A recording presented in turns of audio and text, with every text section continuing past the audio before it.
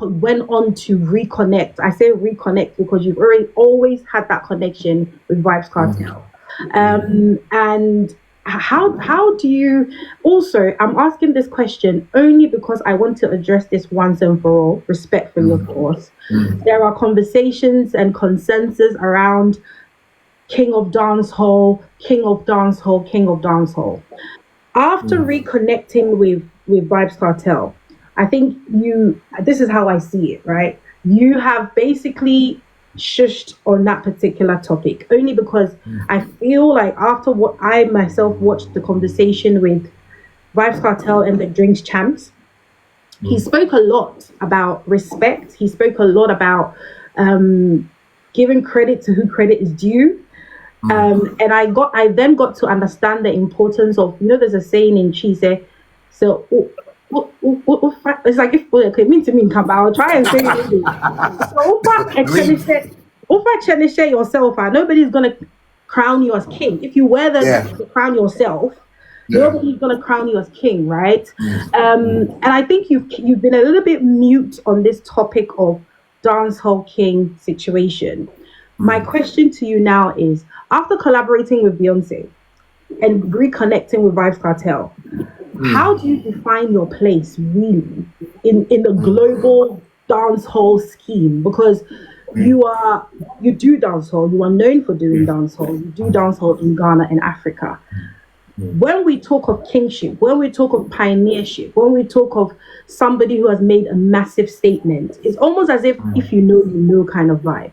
But to educate the people on where your stance is, I don't care how you want to define it, whether you're a king. I mean, I really want to understand your role, because I've seen an interview from someone else saying something else, and now I just want to hear from the horse's mouth. What is your stance, or where do you stand when it comes to dancehall? Well, I think this is not something that we should even stress about. This is something that, I've been doing for years, So when it comes to dancehall, everybody knows and calls me dancehall king, So which is not self-acclaimed, can I just say? It's not self-acclaimed.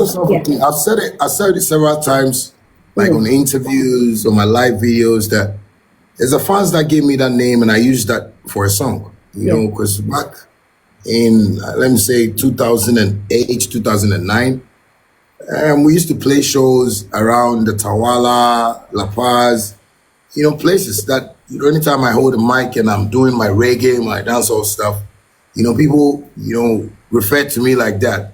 Hey, dancehall king, hey, no size, hey, king, So I sat on one time and I was like, maybe this man's are just giving me, some money that I'm not seeing. So why don't I create a song called Dancehall King? That was how come I created Dancehall King at the whole Ghana. Because everywhere I go, that's how they refer to. So it's the people. I always tell people that sometimes we don't have to fight nature. We need to allow nature to deal with us. Because when you want to swerve nature, that's where you make your conversation, not positive in the ears of people. I believe that I've been through a lot in this industry, and people have tried to undermine, the weight of Shatta Wale, and people have tried to, brainwash like the public about, who I am and how I behave and, whatnot. But I thank God that where I've gotten to, it's not about the titles anymore. The fans can choose me. The fans can tell me what they want to tell me. The fans can, put every name, because now they even have a whole lot of names for me, from Dancehall King to Wandon to Achidodu to Gaddafi. Some people call me. What does Achidodu? What does that one mean? Achidodu is like, it's medical. I'll beat him very soon, but I'm just relaxing. About medical, I'll beat him. Because he gave me this name when we went to, jail, and it was crazy, like, we just chose it, But I actually chose, it was Achidodu and Apalalu, and I gave him, Achidodu. But he said, my face looks like somebody. Oh, wow. You and Medical's relationship is so, I mean, we're going to get to that, but Finish what you were saying, and then we'll get to you, and then So basically, now what people are even seeing around me is that when you watch me, I'm not paying attention to anybody again. I'm trying to support who supports me. If you see now, when Sakore does something, I try to support. When I'm doing something, try to support. It's just that we've come to an understanding. He has things that he's done for me when we started Shaxi, and he doesn't even want me to tell anybody. Because he feels, he doesn't need it like that. Because he feels I'm doing something great and he wants to support. So when I see him doing something, I support. I don't want to really get into back in the days, kind of behavior, and I'm this and I'm that. What I want to show to Ghanaians is my worth. Yeah. And my worth is now showing when it comes to the brand Shatta Wale. Moving from the brand Shatta Wale into business. Yeah. From business, I'm just showing a lifestyle that when I was telling everybody I have money, I come online and say, I get money here, I get people like, it's kind of, so why does that bring up people so much? Why does it trick? I mean, in Ghana, they want Mayweather to say, I got money, this $1 million. They want to watch Mayweather, but because of the poverty and the mindset here, so people are going through a lot in Ghana. So most of the times when you do that, it looks as if you are showing off. But I tell people, I am not showing off. I am just letting you see how good God has been in my life, because I've slept in the gutter before. Recently, I was telling Mali about a place I slept, and she was crying, because she didn't believe. Like, she was like, so you slept outside for like 3 years, and another side? Yes, I said, no, I've slept outside for 10 years, but I'm just showing you places that I've slept, and it's outside. So when I see somebody that says, oh, I did hustle, Charlie Ataya, I see a person like, if you've not slept outside for 5 years, raw, in the rain, in the sun, where you smell your dress and you know that you are smelling, don't even claim trenches, don't even claim streets, don't claim like, oh, I hustled before, because Shatta, everybody knows me in Ghana, so I've been through like a lot from where I'm coming from. So for me to see myself today here, maybe I watch myself and I see I'm driving like a $500,000 car. I see that I'm living in a $2.5 million house. Like, I see like, okay, and it's not only that, like my wife is good, my kids are good. Like, recently I had to buy a car for Majesty, I had to buy a car for Sharisa. That was what I was seeing around Michael Jackson. And I was like, no, I need to get money and live life like this. So that is where I've gotten to now. So when people are talking about, and I did this and I brought this, like, I don't want to get involved anymore, because I feel, all those things didn't make money for me. Yeah, the only thing that was really helping me was the fans. The fans were just letting promoters reach out to me every time. And that's why every time I like to come live on TikTok, just to let them know I'm alive, I'm kicking, sometimes I come play around with them. So now, when I come on live, people think, maybe I'm so pissed, but maybe I might be counting maybe some $300,000 when I finish. You're just on break, just to quickly. The most interesting thing about you is you have cracked the code. You have cracked the code when it comes to your business side of things. There's growth. And you are basically toiling with the minds of the people. And unfortunately for me, from outside looking in, I'm all for it, because the social media world that we live in right now, everybody has their code that works for them. And also, when we had the conversation last time, I popped into the live last time and I asked the question, and that's because at that time I really also did not understand why. What gift is that? People give me gifts every time. It's crazy, man. I really didn't understand your agenda in its entirety. But when I obviously started my content and everything and studying the music industry, I understood it. It's in your because I get it, right? And you crack the code and you are able to position yourself in a way that you are constantly on top of your game. Now, social media has become your, I guess, in a way, your entertainment field, your outlet. and stuff like that. Before I come back onto the social media question, I want to tap into your brain in terms of respect. You speak of respect a lot, and I know respect is something that is very much up there for you. You know, what does respect mean though in the context of Ghana music? I want us to unpack this and be practical with it, because okay, respect her. Who is yes sir, massa, you know, and I say me patrol, you know, Ghana for we love me patrol to the please thank you. We love it. But what does respect really mean in the grand scheme of the entertainment business, especially for somebody who has been there, you have cats under you, and you feel like the OGs are not giving you that respect that you need? What does it mean for you in its weight, essentially? Well, I think that's a good question. And, you know, the underlying word is discipline. You know, when I talk about respect, you know, in the music industry, I'm not talking about somebody should see me and salute me. I'm not talking about somebody should call me Shatta Wale.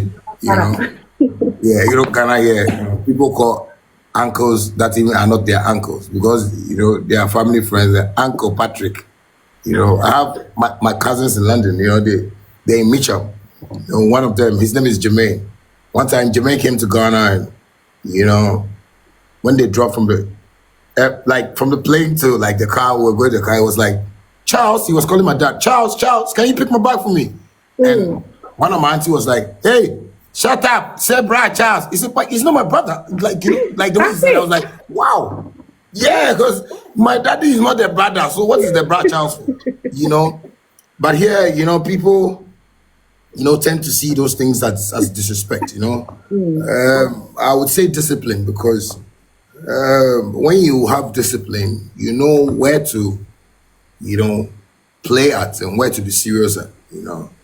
The industry has really shown disrespect to the brand Shatta Wale, you know, because I tell people entertainment is just like, you know, you go into a cinema and watch a commando movie, you know. In the movie, you might see Commando or Rambo in the movie shooting people, you know, with his guns and stuff like that. After the movie, that is a movie. But Ghanaians are so easily to be brainwashed in terms of people watch my live videos and then the traditional media takes it on radio and paints that picture like that is how I am at home. But it's a movie. Like what we are doing here now is just like a movie. We are talking.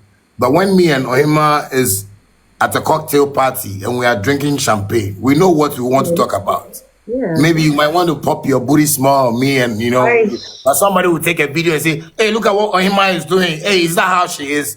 No, she's living life. We have to be free with life.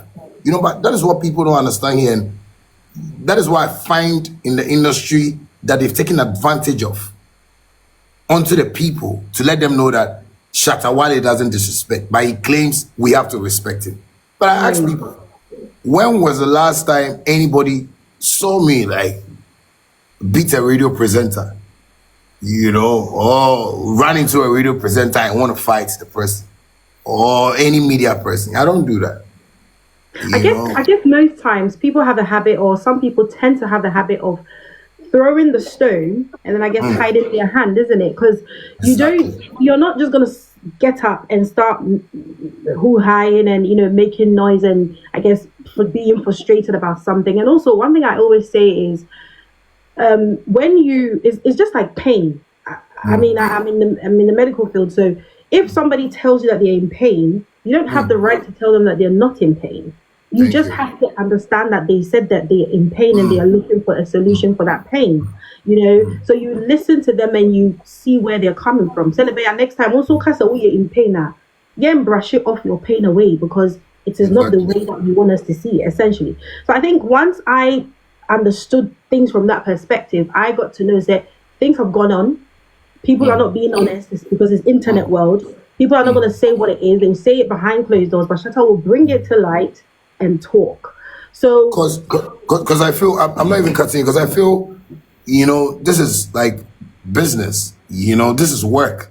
You know, imagine you give us a contract to build a house for you and maybe I am the plumber and, you know, we have another artist as maybe the tiler. We have another artist as maybe, the interior decorator. And maybe I feel, oh, this one has to do this for me to be able to lay my pipes. And they're not doing it. And when I come on social media and I'm talking about it, people go like, why do you have to come on social media and talk about it? We can sit down and talk about it. And babes, this is an industry where they've sat down for years to talk about things that they can't even solve. When I said I wanted to do music, the first thing my dad told me was that Ghana musicians are poor. He has never seen a rich musician apart from Daddy Lumba, Kojo Entry, and Amachi Dede. He said in his generation, he has never seen like musicians like that before. So I should be careful with what I want to do. But I thank God, like everything I speak is of God, is from my heart. So I told him, Daddy, I'm going to be the richest. So like, I'm not going to like, your shit. Yeah, because it's like I grew up nicely. My dad took care of me nicely. I think, like, I don't lie. I didn't grow up in a bungalow, with 3, 4, 5 people in a room. Oh, the sound. We can't hear you. We can't hear you. Oh, you can hear me? Yeah, now we can. Can you hear me now? It went off for a little while. Yeah, back. Yeah. So you see, it's the growth. I tell people, it's how we grew up. Most of these people you see on radio and TV are from the village. Facts. They all came to the city to survive. So when they see a city boy like Shatta, oh, the network is really messing up right now. Is it raining in Ghana, guys? In Siotana, what's going on? In Siotana. Okay, guys, let me use this opportunity to give a quick synopsis. My name's Ohemaa Ohemaa Blondie. I am having a conversation with Big Shatta Wale, as you can see right now. Thank you for following the conversation. Shatta will be back soon. I don't know what happened there, but he's going to be back. Don't be alarmed. We are going to try our best to rush through the questions because, me and Shatta, we are big yappers. We can sit here and yap.